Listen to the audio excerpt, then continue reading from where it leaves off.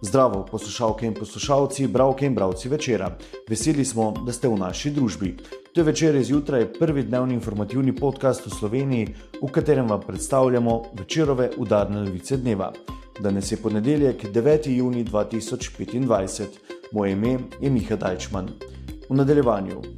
Tuja pomoč v zdravstvu. Pogledali smo, kako lokalni zavodi krpajo kadrovske luknje s tujimi zdravniki in drugim kadrom v zdravstvu. Zgodila se je 4. parada ponosa v Mariboru.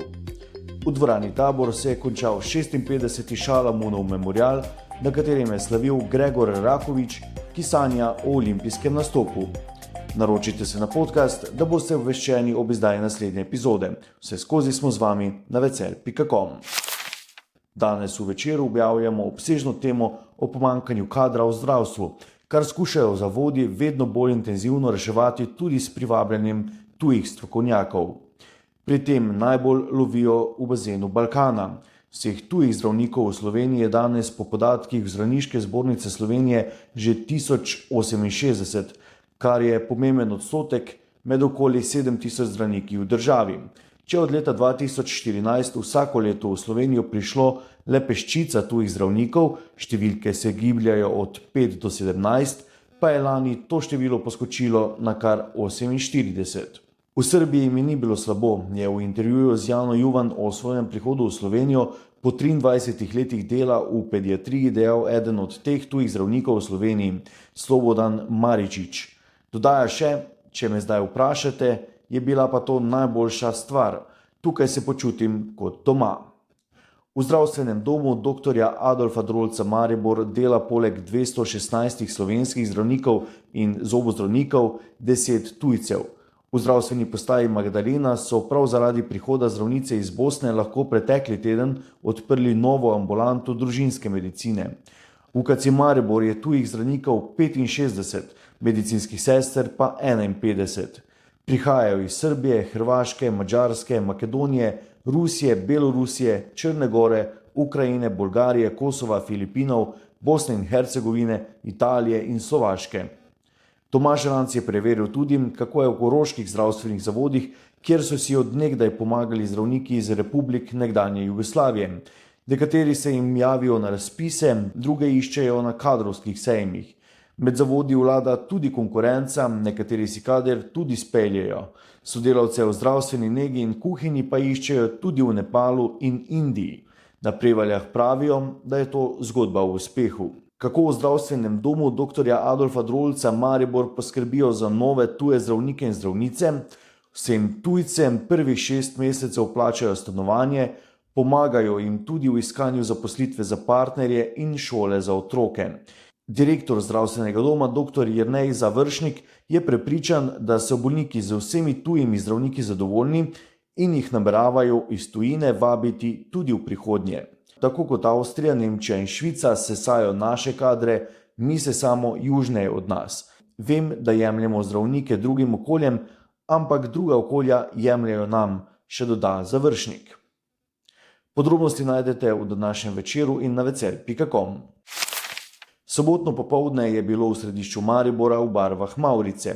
Lezbijke, geji, transspolne, biseksualne in queer osebe so zavihtele pisane zastave in se z glasnimi vzkliki podale po mariborskih ulicah s sporočilom, da imajo tudi drugačni pravico živeti svobodno, sprejeto in varno.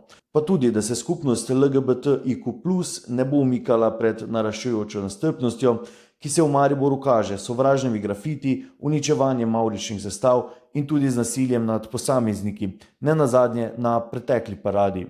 4. parada ponosov v Mariboru je bila zato pod sloganom Preglasimo sovraštvo.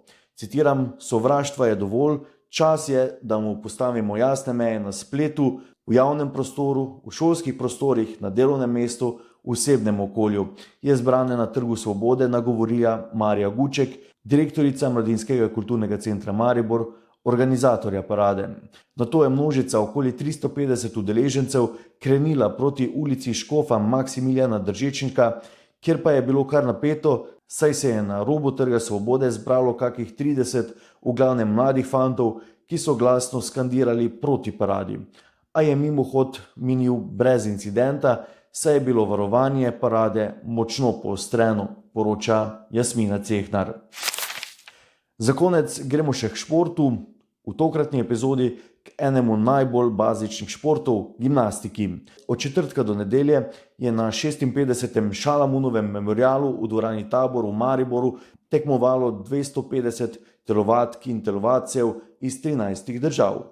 Najbolj razposajeni so bili domači telovadki in telovadci, saj so se imeli priložnost pokazati pred domačo publiko.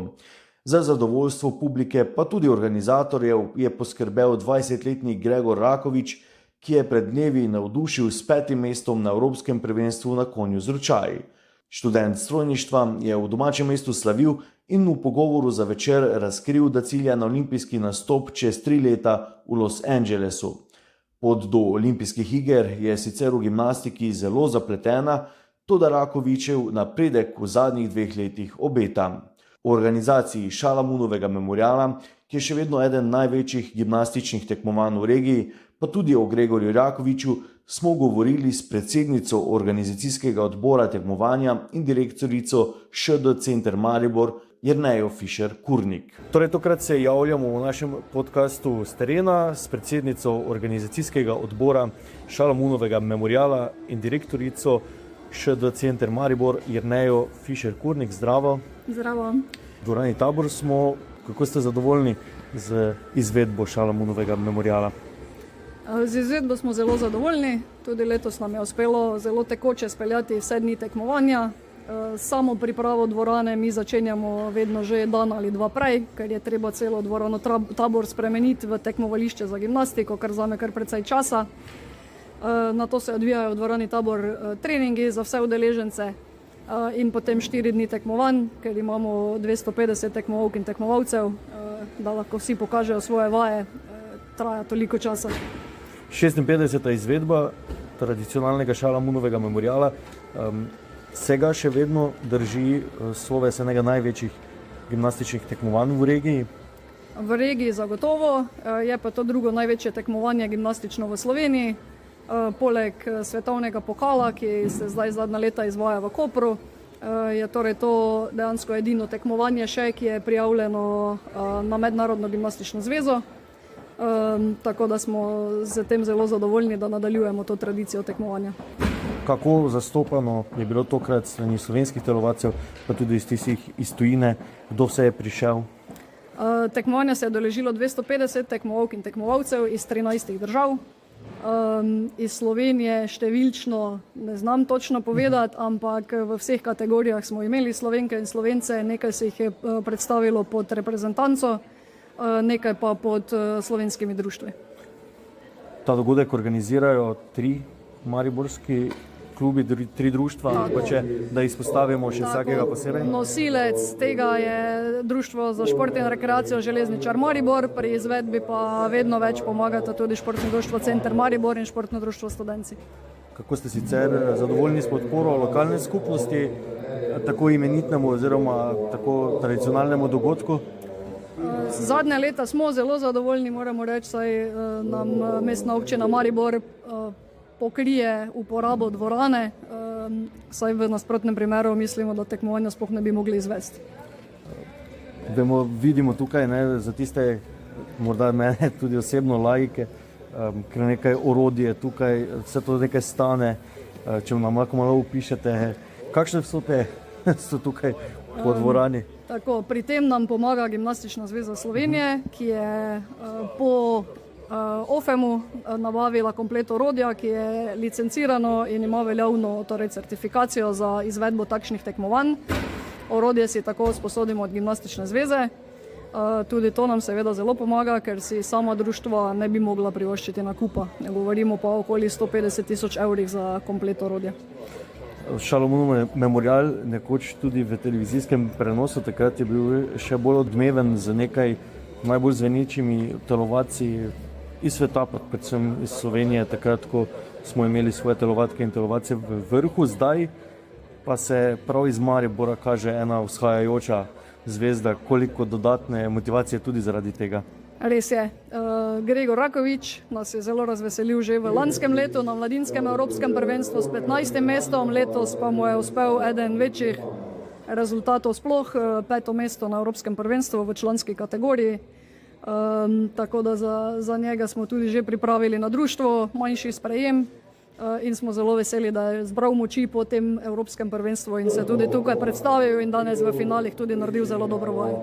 Zmagal je, obeta se mu, ker je ena tako zanimiva kariera, da je sanja, tako kot številni športniki, olimpijski nastop. Vemo, da je v gimnastiki ta pot še posebej zahtevna.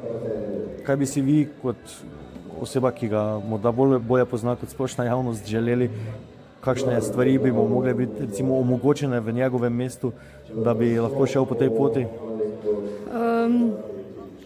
Zdaj, najbolj važna je verjetno podpora, ki jo na srečo ima tako strani trenerja, društva, kot tudi strani staršev.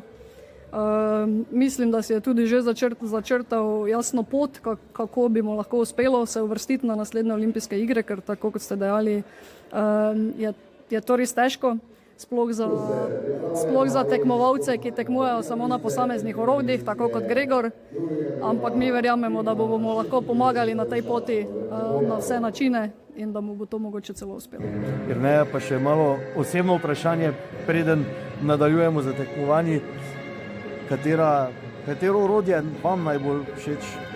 Meni je bilo kot tekmovalki najljubša dvovišinska brata. Dvovišinska? Tako, jaz sem najraje telovadila na njej, ampak zdaj rada pogledam različna orodja. Pri moških recimo je zelo aktualen oziroma atraktiven drog, kjer se pač izvajajo težje prvine.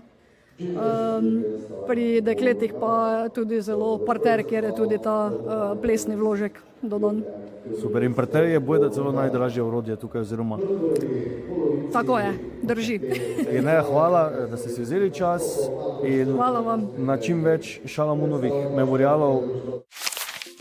To je bil Večerov dnevni podcast, Večer zjutraj 9. junija 2025. Hvala, ker ste bili znova v naši družbi. Z vami sem bil Miha Dajčman.